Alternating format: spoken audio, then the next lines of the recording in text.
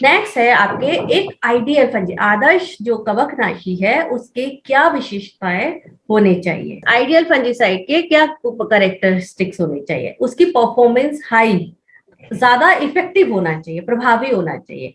इससे पहला है आपका इनहेरेंट फंजी टॉक्सिसिटी। तो जो फंजीसाइड है इतने विषैले हो, मतलब इस तरह के उनमें अंदर विषैलापन होना चाहिए कि पौधे पे कम से कम मात्रा में उसको मार सके। ठीक है। एक्टिव कॉन्स्टिट्यूएंट्स, जो सक्रिय घटक होते हैं इसके, सक्रिय सघटक होते हैं फंजीसाइड के, वो अब हमें फंजीसाइड एक बार में जरूरी तो है नहीं यूज हो जाए, तो उसको रखना भी पड़ सकता है। तो उसके एक्टिव होने, वो जो सघटक है उसके एक्टिव रहने चाहिए, और उसको हम स्टोर करें तब भी वो एक्टिव रहें, सक्रिय रहें, और कम से कम मात्रा में काम कर सके। ठीक है। गुड कवरेज, एक जो फंजीसाइड है जब डालें आप तो यूनिफॉर्मली एक सार रूप से पूरे प्लांट को कवर कर ले, ये इसकी क्वालिटी होनी चाहिए। ये नहीं कि वो आधा अधूरा कहीं जा रहा है कहीं नहीं जा रहा है, तो ये एक फंजीसाइड की क्वालिटी होनी चाहिए। इनिशियल डिपोजिशन जो है, आप जब डालें और वो आराम से उस पे डिपॉजिट हो जाए प्लांट्स पे। रेजिडुअल इफेक्ट, अवशिष्ट प्रभाव, इसका अवशिष्ट प्रभाव होना चाहिए, इसको प्लांट में काफी देर तक रुकना चाहिए, नहीं तो क्या होगा, बार बार आपको फंजीसाइड स्प्रे करना पड़ेगा अगर उसका रेजिडुअल इफेक्ट जो है, अवशिष्ट प्रभाव कम देर के लिए होगा।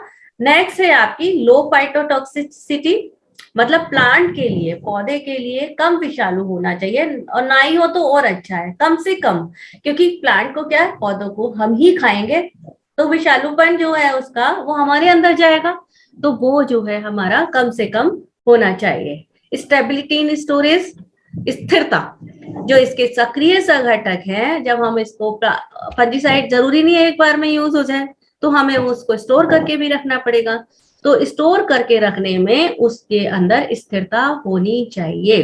फिर उसके बाद है stability after dilution to spray strength, जब हम स्प्रे कर रहे हैं तो उसको तनु करना पड़ता है, उसमें मिलाना पड़ेगा जल या कोई और विलयन जिसके साथ इसको कंपेटिबल होगा।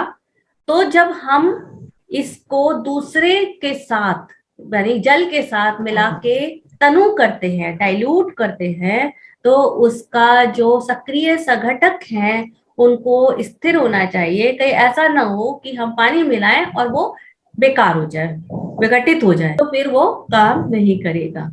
फिर low toxicity to human being and cattles, तो इनकी जो है ह्यूमन बीइंग के लिए और कैक्टस के लिए कम से कम विषैला होना चाहिए। इसके बाद है चीप एंड इजीली अवेलेबल, के केमिकल्स जो है इजीली अवेलेबल होने चाहिए, सस्ते होने चाहिए और आराम से मार्केट में मिलने चाहिए। ठीक है। कंपेटिबिलिटी, जब हम स्प्रे कर रहे हैं तो केवल फंजाई को मारने के लिए या फीड में यूज नहीं करेंगे केमिकल्स, उसके साथ इंसेक्ट्स को मारने के लिए भी यूज करेंगे। दूसरी और डिजीजेस हैं उनके लिए भी, और एक डिजीज के लिए मान लो एक फंजीसाइड है, दूसरे के लिए दूसरा भी हो सकता है, तो इनमें आपस में कंपेटिबिलिटी यानी कि संगतता होनी चाहिए, जिससे कि वो एक साथ मिला के हम यूज कर सकें। ठीक है।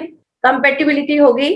Simple to prepare and easy to apply, और इस तरह का वो होना चाहिए कि जो आराम से प्रिपेयर करा जा सके, तैयार हम आसानी से कर सके और आसानी से उसको स्प्रे कर सके।